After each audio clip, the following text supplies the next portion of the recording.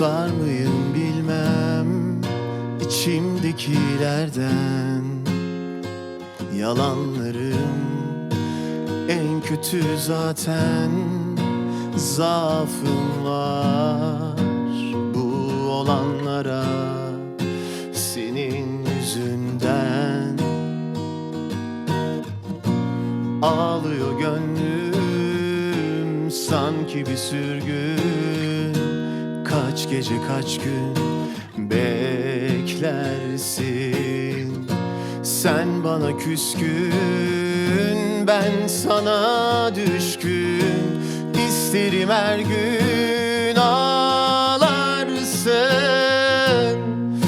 Dönülmüyor geri gidince değil mi? Elinde dikenler unutup gülleri.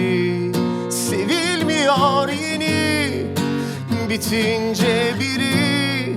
Kapıda üzerler avutup günleri.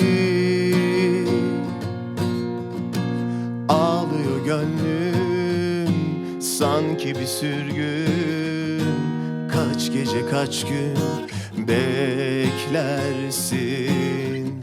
Sen bana küskün, ben sana düşkün. İsterim her gün ağlarsın. Dönülmüyor geri gidince değil mi?